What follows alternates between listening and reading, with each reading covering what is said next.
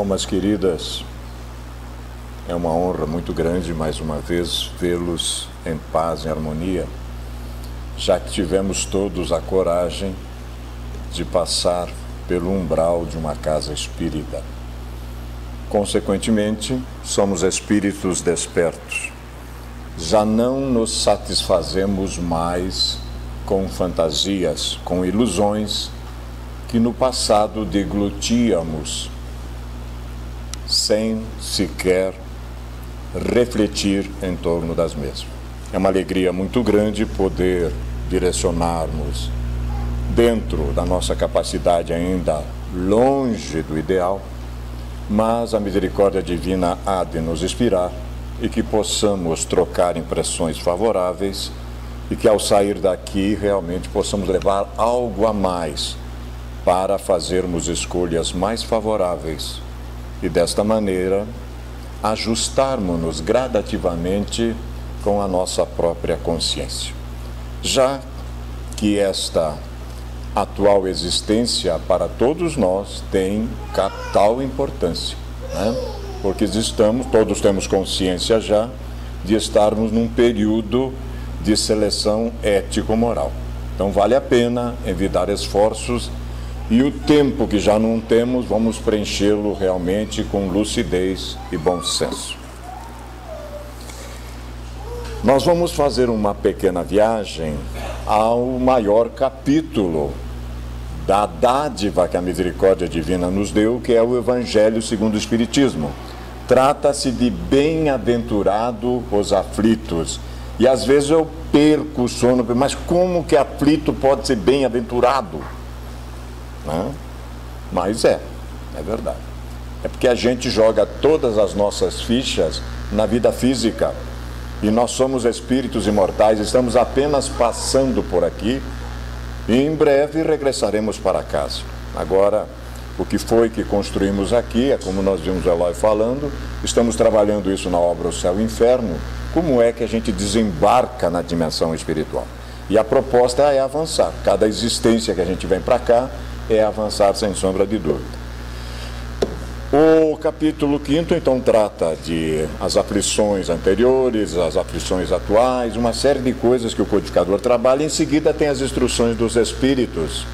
No item 24, lá está, então, a desgraça real, né? A gente vê aqui na charge que é assim mesmo, né? Sempre tem um malandro querendo apertar mais, né? A titular nossa, a dirigente maior passa mal, então o cara, para desgraça, chama o médico cubano, né? Então veja como a turma trabalha desse jeito e sempre, se possível, esta charge não é de rir, não, às vezes é de chorar, porque o cara quer enfiar ainda mais a faca na coisa, né? Então é tipo de uma desgraça maior ainda. Mas a nossa proposição vai um pouquinho mais além de tudo isso, né? Vamos ver aqui isso. Aqui. Nós vamos ver um roteiro correto para buscar consolo e fundamentalmente elucidação, porque a proposta do Espiritismo é elucidar estas questões e nos confortar, darmos uma saída, como nós vimos a benfeitora falando sobre isso, né? Mesmo que eu tenha todo o poder, todo o dinheiro, toda a beleza possível, a felicidade ainda não é deste mundo.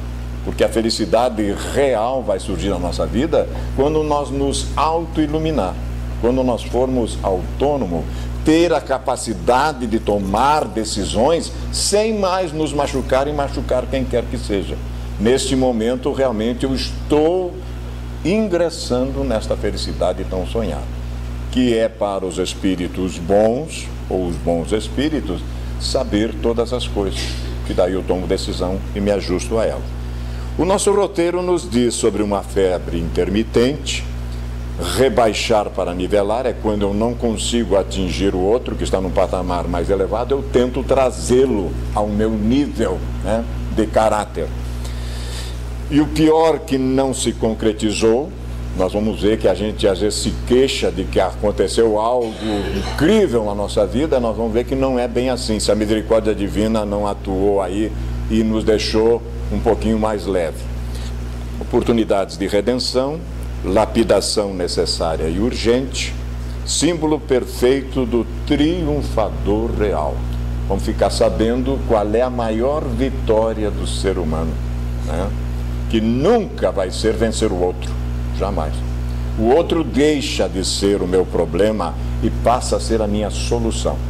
É a razão de nós vivermos gregário, primeiro plano na família e depois na sociedade. A nossa premissa primeira vai se fundamentar na nossa obra fundamental, na nossa obra maior, que é o Livro dos Espíritos, que veio a lume em 1857, por esse cavalheiro sisudo, sério, espírito sério, realmente responsável, né? Embora na sua estrutura íntima, familiar, era uma criatura dócil, mas esta imagem era da seriedade da sua missão. Tratava de mexer com o ser humano, sem sombra de dúvida.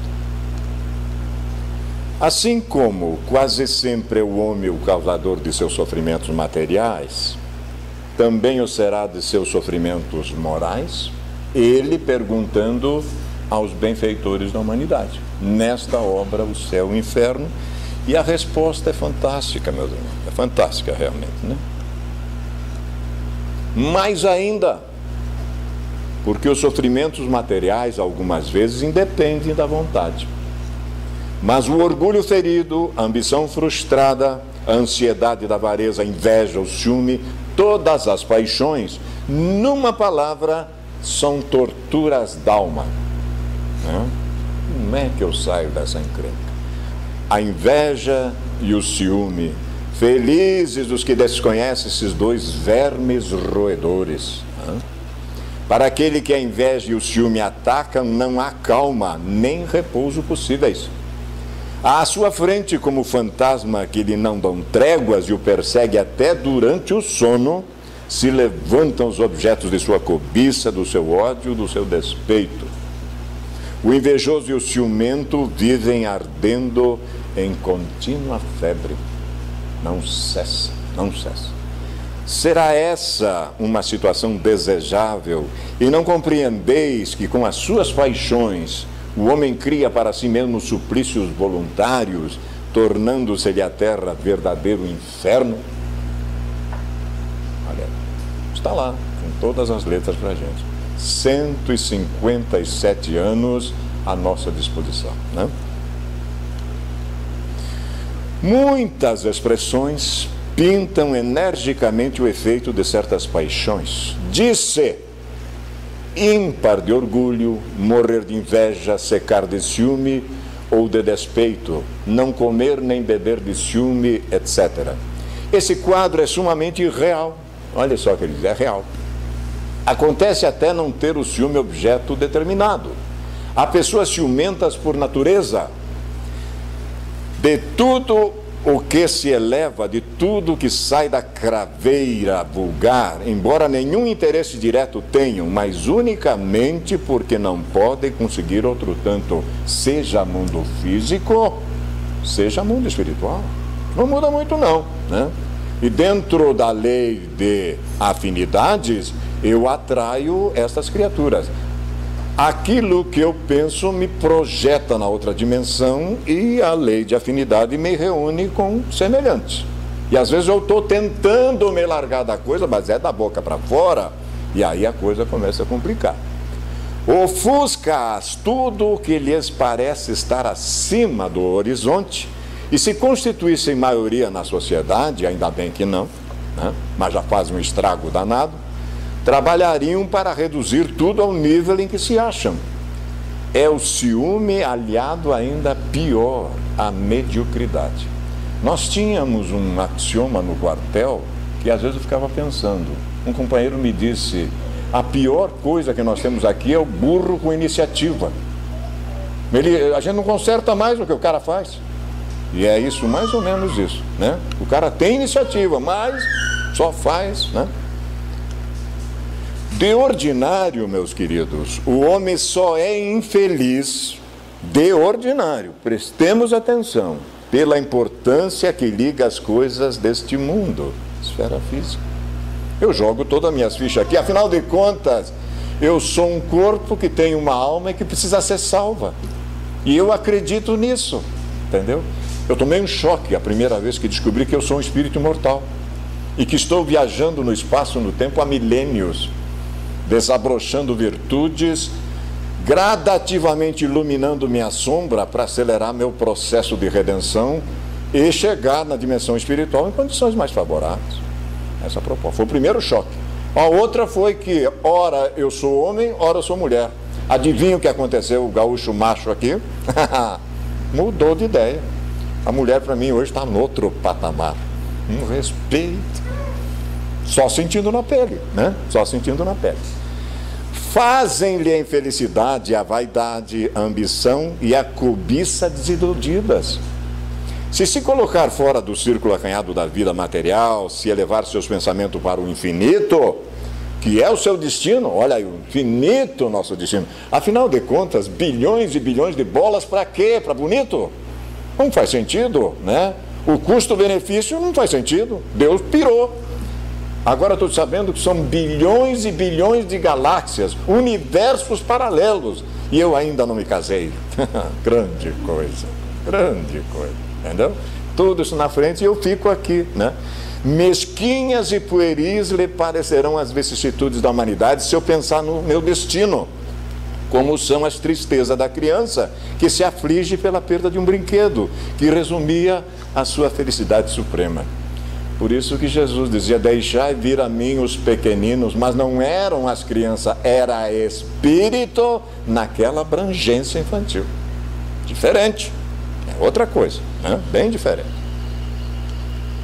Aquele que só vê felicidade na satisfação do orgulho e dos apetites grosseiros é infeliz, desde que não os possa ou pode satisfazer. Ao passo que aquele que nada pede ao supérfluo é feliz com os que os outros consideram calamidade. Claro, diferente. É diferente. Então veja que são diferentes maneiras de ver esses valores, né? Referimos-nos, isso dói, ao homem civilizado. Ó, porquanto o selvagem, sendo mais limitado às suas necessidades, não tem os mesmos motivos de cobiça e de angústia. Diferente a sua maneira de ver as coisas. Como civilizado, o homem raciocina sobre a sua infelicidade e a analisa. Por isso é que esta o fere, mas também lhe é permitido raciocinar sobre os meios de obter consolação e de analisá-lo. Mas isso a gente não faz. Também é permitido, né? Essa consolação ele a encontra no sentimento cristão, que dá esperança de melhor futuro. E no espiritismo, agora crava, né? Que lhe dá certeza desse futuro. Afinal de contas, são aqueles que passaram para o outro lado da vida, da outra dimensão, que vêm dar o seu testemunho. No livro Céu e Inferno, como nós trabalhamos com Eloy, 64 casos. Aí vários benfeitores homenageando a obra aduzem mais. A benfeitora Joana de Ângeles aduziu mais 31. Então tem 95 casos daqueles que acordaram do outro lado, contando como é que foi essa situação. Um deles a gente se enquadra, mas não temos dúvida disso, né? Então essa é a questão 933 da nossa obra básica e a nota do codificador, né? Da lucidez do codificador. Outra perguntinha interessante que nós trabalhamos muito é esta sobre a felicidade. A média de felicidade que nós podemos aspirar, meus queridos, no mundo, número 2, de expiações e provas, que é esse que nós estamos vivendo. O que é isso, média de felicidade? E o codificador também viu isso. A felicidade terrestre é relativa à posição de cada um, afirmou. O que basta para a felicidade de um constitui a desgraça do outro, né? É sempre assim. Aí a pergunta que é extraordinária, é um verdadeiro tratado de lucidez. Haverá, contudo, alguma soma de felicidade comum a todos os homens? Tenha eu todo o dinheiro do mundo, tenha eu dinheiro nenhum. Será que tem uma média de felicidade? Tem. Tem. Aqui está. Com relação à vida material, é a posse do necessário. Eu me lembro quando comprei um Fusca 1300L vermelho. Meu primeiro carro zero. Idos de 1978. Foi a felicidade geral.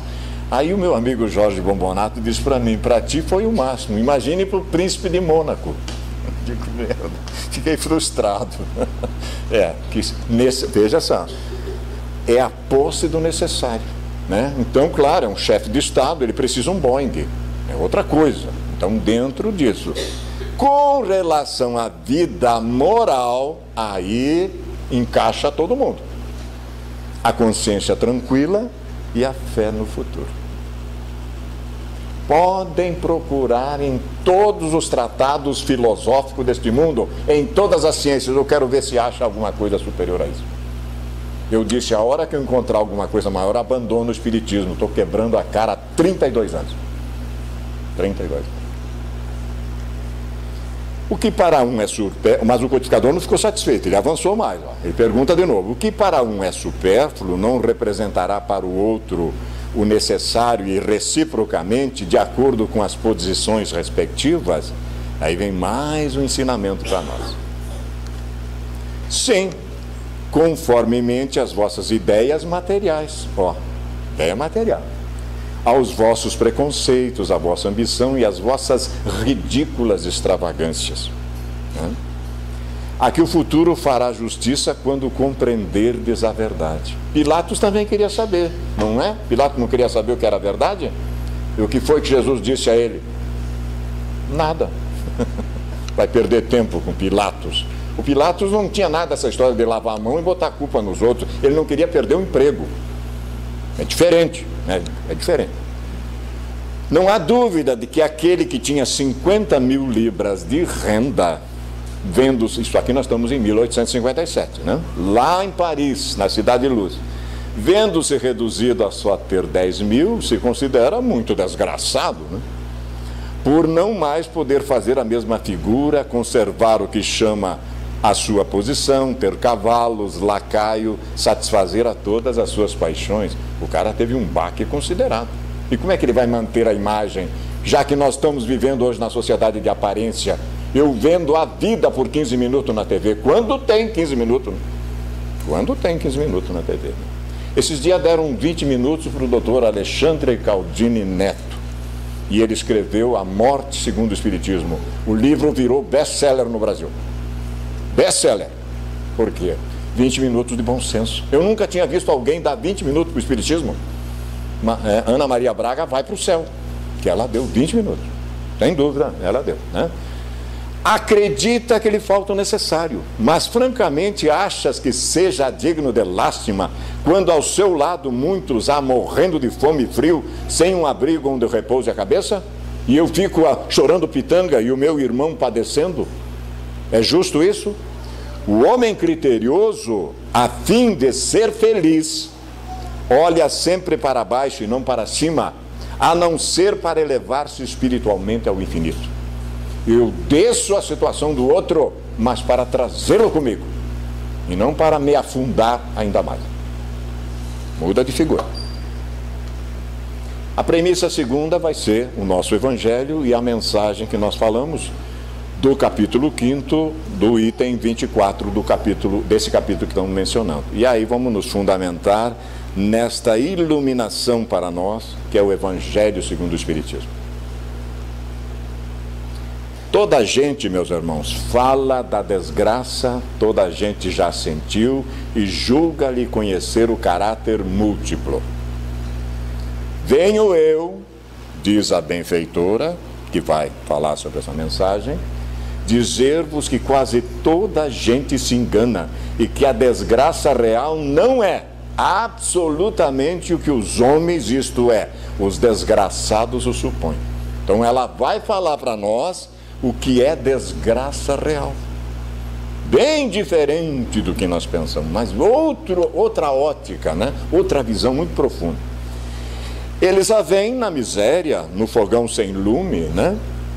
No credor que ameaça, no berço de que o anjo sorridente desapareceu, nas lágrimas, no féretro que se acompanha de cabeça descoberta e com o coração despedaçado, na angústia da traição, na desnudação do orgulho que desejara envolver-se em púrpura e mal oculta sua nudez sob os andrajos da vaidade. Nisso nós vemos desgraça. A gente vê desgraça nisso.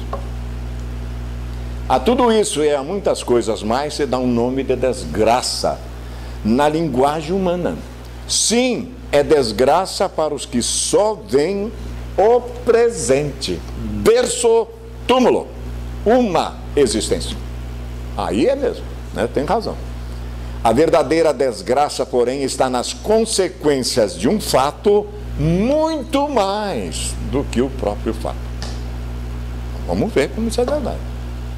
Dizei-me se um acontecimento considerado feliz, ditoso na ocasião, mas que acarreta consequências funestas, não é realmente mais desgraçado do que outro que a princípio causa viva contrariedade e acaba produzindo bem. Dizei-me se a tempestade que vos arranca as árvores, mas que saneia o ar, isto é verdade, né? A coisa está pesada, daí cai uns raios na nossa cabeça, né? Dissipando os miasmas insalubres que causariam a morte, não é antes uma felicidade do que uma infelicidade. Pô, a gente só vê, olha só, arrebentou a calçada, mas não viu bem o que fez, porque a coisa estava pesada. Que quando vem até Cascavel é uma beleza, meu. Ela demora, mas quando vem, porque o que a gente manda para essa psicosfera aqui, vocês nem imaginam. Nem imagino. Aqueles que enxergam um pouquinho além da coisa se surpreendem às vezes, né? Aliás, eu conheço esse pessoal desde a Itália, né? Desde a Itália. Para julgarmos de qualquer coisa, precisamos ver-lhes as consequências. Assim, para bem apreciarmos o que em realidade é feliz ou infeliz para o homem, precisamos transportar-nos para além desta existência física, porque é lá que as consequências se fazem sentir. Plantão doutrinário de segunda-feira, o passamento, né? Como é que isso acontece? Desta para outra.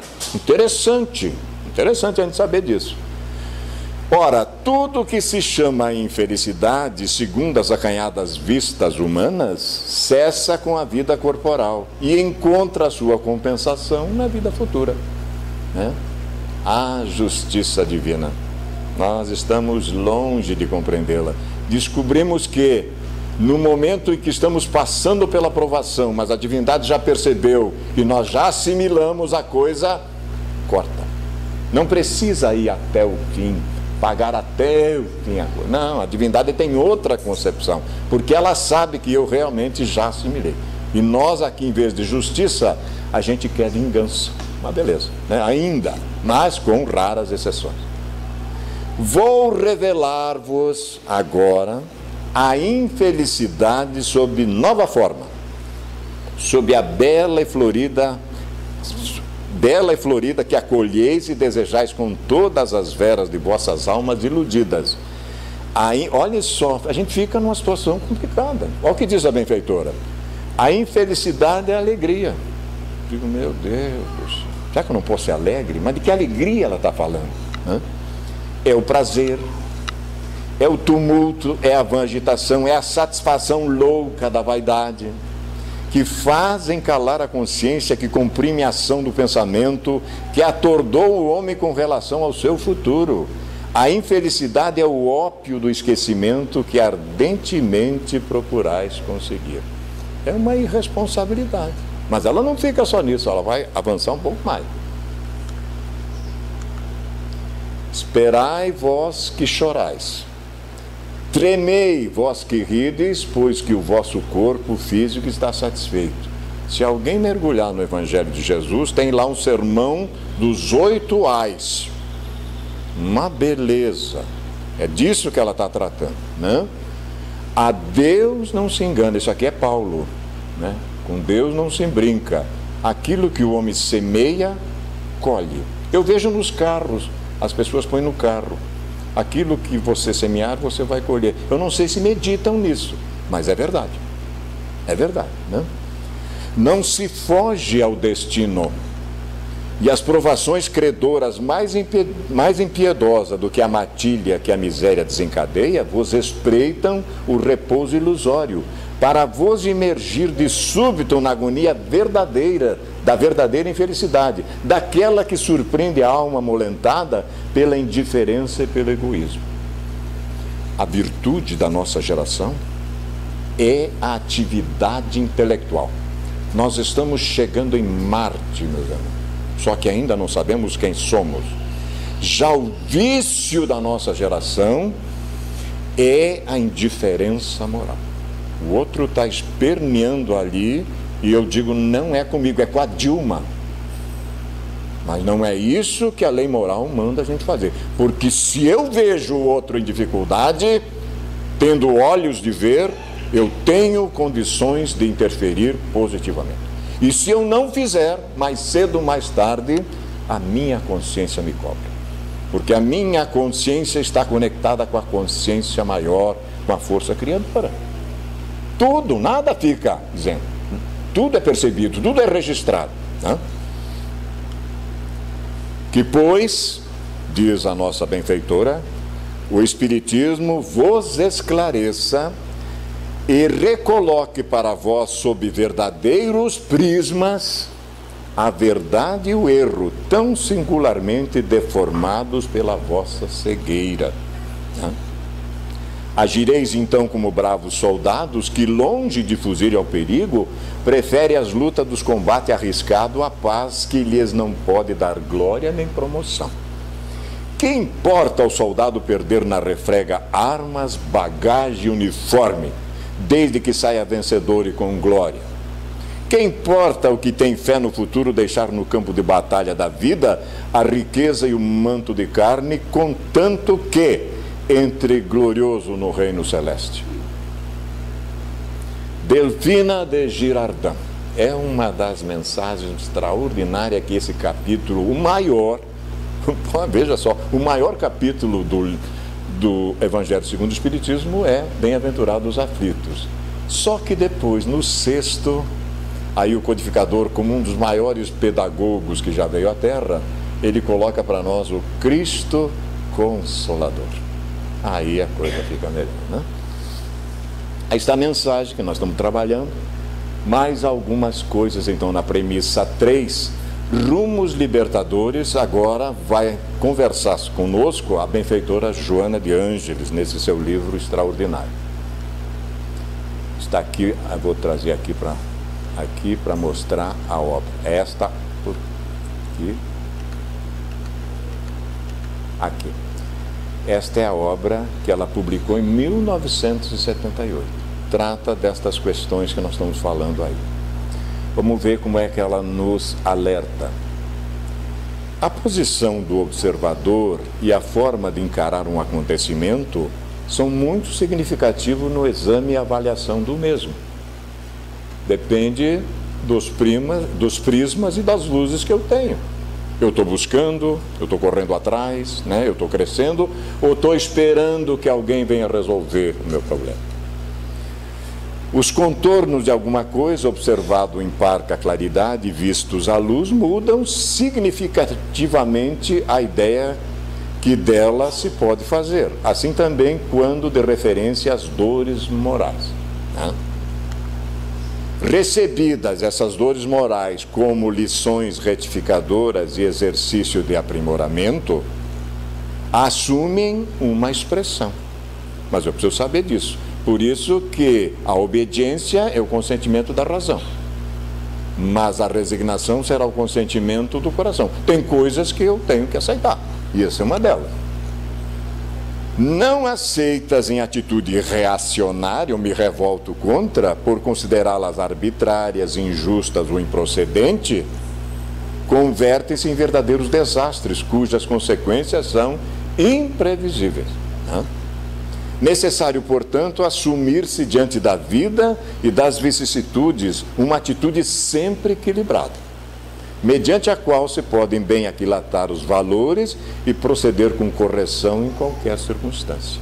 Vale a pena né? Vale a pena me esmerar realmente, entender como é que esse processo, já que a força criadora é soberanamente boa e justa, já que eu estou passando por essas contingências devem ser justas, porque não é possível, né, que a força criadora se equivoque. As tragédias, os infortúnios, as desgraças humanas somente podem ser como tais consideradas quando o homem se degrada, se compromete negativamente em relação ao seu próximo, a si mesmo ou à vida. Aí sim. Costuma dizer-se como decorrência de uma atitude invigilante, impensada, né? E de uma educação sociomoral deficiente diante daqueles acontecimentos. Mas isto foi o pior que lhe poderia acontecer quando se deparam com dores de desencarnação. E aí a benfeitora diz, e há muita coisa pior que simplesmente não aconteceu.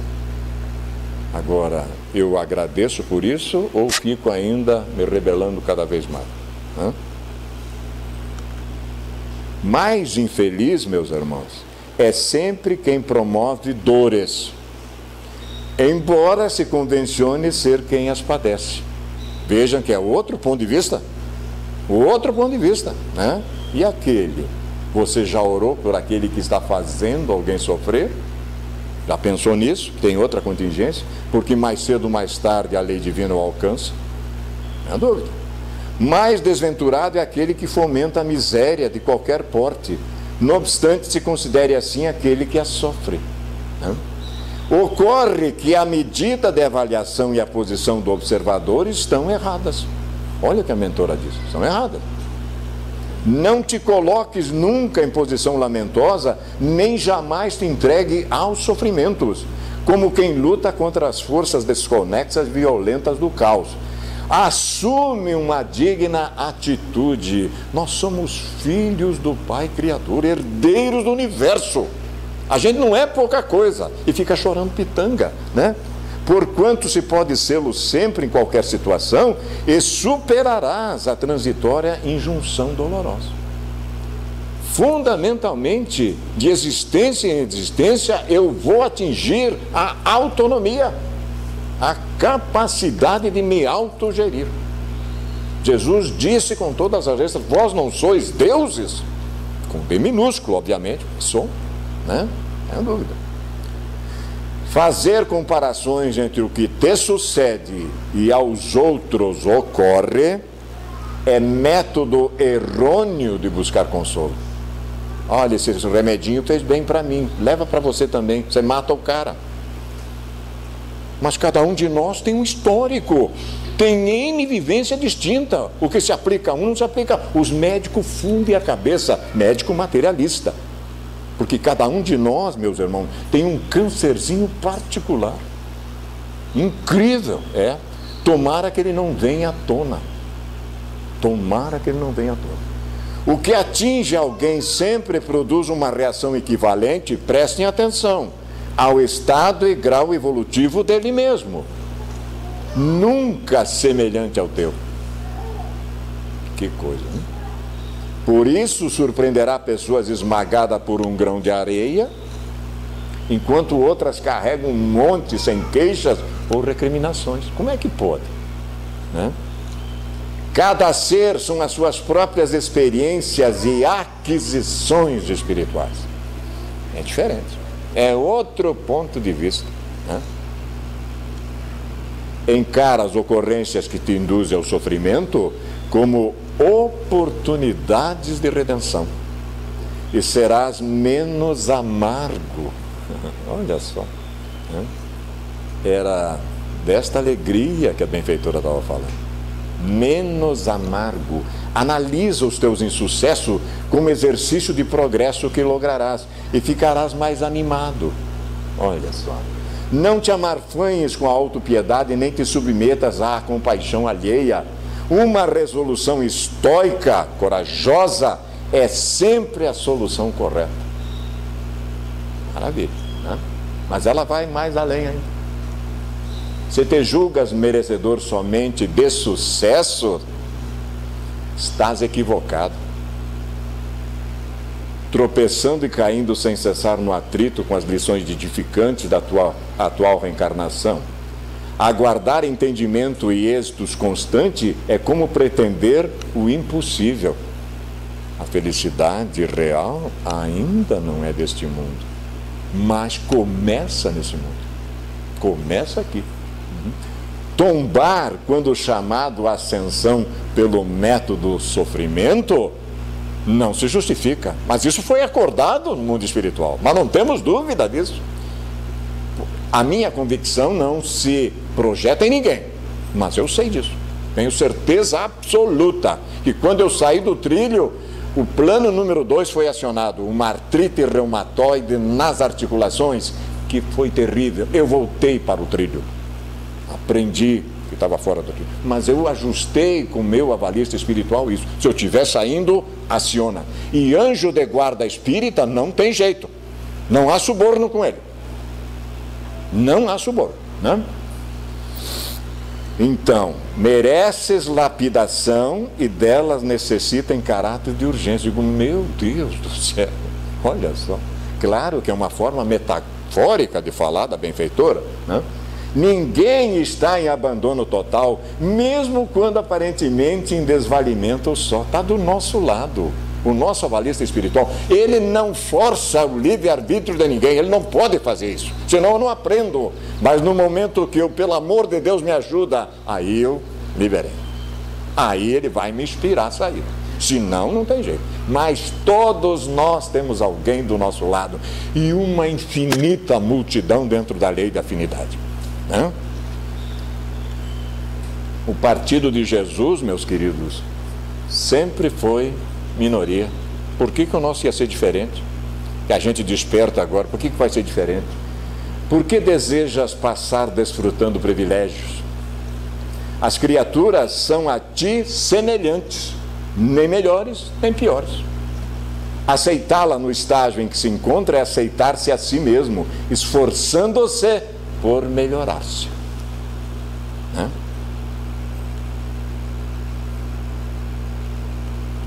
Quando Jesus atingiu o clímax das dores, viu-se em abandono por parte dos amigos.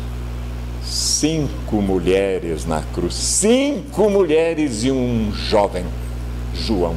O resto estão correndo até hoje. Abandono total. O governador espiritual do planeta. E teve um louco que teve a coragem de dar uma bofetada no rosto do Cristo. Passou 1000 anos com aquela mão perturbando ele, a consciência, embora perdoado por Jesus na hora. 1000 anos aquela consciência ficou atormentando aquela criatura e ele trabalhando no bem. Então vocês veem que não é brincadeira, não é brincadeira a coisa.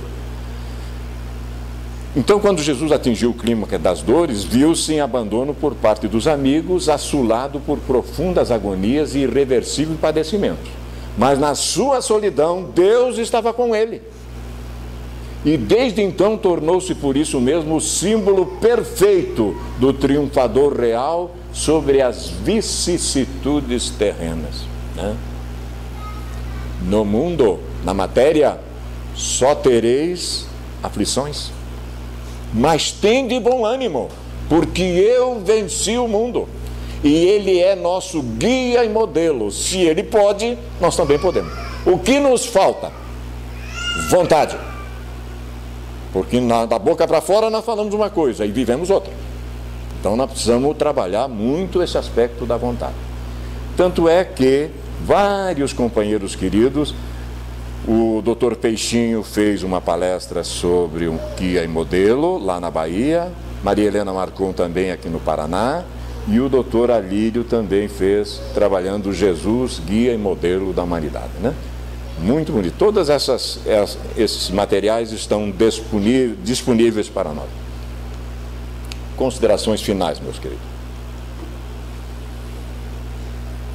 Aqui eu vou precisar de uma ajudazinha. Rabindranath Tagore, num primeiro momento encarnado, e depois nós vamos ver o mesmo espírito, como é que é ele encarnado o grande poeta hindu, prêmio Nobel, né? E depois ele na dimensão espiritual. Ele é de 1861 para 1941. Ele atravessa o século XIX para o século XX, né? Como nós também. Eu não sei o Eloy, mas eu também sou um homem de 2 séculos, que eu sou de 1950, então eu passei de um para o outro, né? Aqui é um poema chamado Jardineiro, né? Nós vamos colocar sobre a nossa emoção para ver se a gente consegue traduzir corretamente. Dize-me se é verdade, meu amor. Dize-me se tudo isto é verdade, o que falamos até agora. Quando meus olhos relampejam, as nuvens escuras em teu peito me respondem com trovões. É verdade que meus lábios são doces, como o botão entreaberto do primeiro amor consciente? É verdade que a lembrança dos passados meses de maio continuam em meus membros? É verdade que a terra, como harpa, desata em canções ao toque dos meus pés? Então é verdade que o orvalho cai dos olhos da noite quando sou visto e que a luz da manhã sentes feliz quando me envolve? Dize-me, é mesmo verdade que o teu amor caminhava solitário através dos séculos procurando por mim? E é verdade que ao me encontrar finalmente, o teu incansável desejo encontrou a paz infinita em minha fala suave, em meus olhos, em meus lábios e em meus cabelos soltos?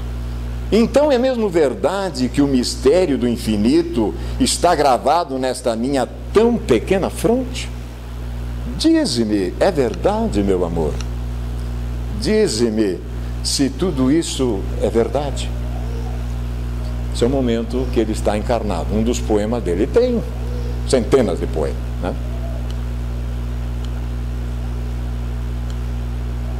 Estas são as obras que nós tivemos a alegria infinita de o poeta passar para nós depois da desencarnação. Filigranas de Luz, Estesia e Pássaros Livres. Há uma outra quarta obra também que nós estamos pesquisando, mas essas 3 são as melhores realmente.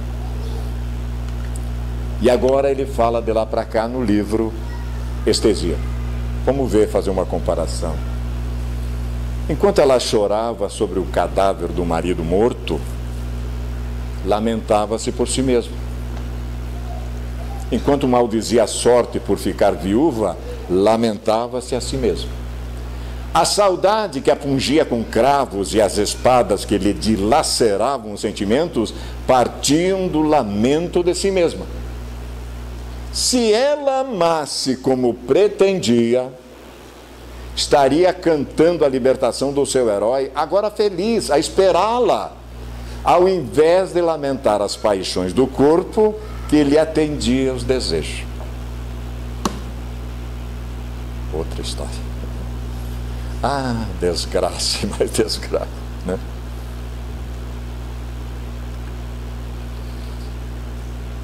Quero mostrar antes o Cristo aqui. Achei muito bonito e trouxe para compartilhar. Mas ele tem uma mensagem. Jesus, que vivia as 2 dimensões com naturalidade, transitando de uma para outra através do pensamento, sempre disse que estava no Pai. Sempre falando que estava no Pai. Testificou a necessidade de superação do invólucro carnal, convidando a que se acumulasse os tesouros morais que nada consegue destruir, nem oxidam-se ou perdem-se, né? Então a benfeitora diz isso no seu livro extraordinário também, Jesus e o Evangelho à luz da psicologia profunda. Aqui está a nossa bibliografia, né? Se alguém precisar depois desse trabalho, a gente pode disponibilizar, sem dúvida. Vamos deixar aqui, enquanto se desenvolve a nossa fluidoterapia. Meus queridos, então, aí está a nossa proposição. Espero ter trazido algo que a gente possa refletir em torno do que é, na realidade, a desgraça real. bem diferente daquilo que a gente pensava, sem sombra de dúvida. Do fundo do nosso coração, a nossa imensa gratidão e a nossa reverência pelo carinho e pela ternura. Muito obrigado.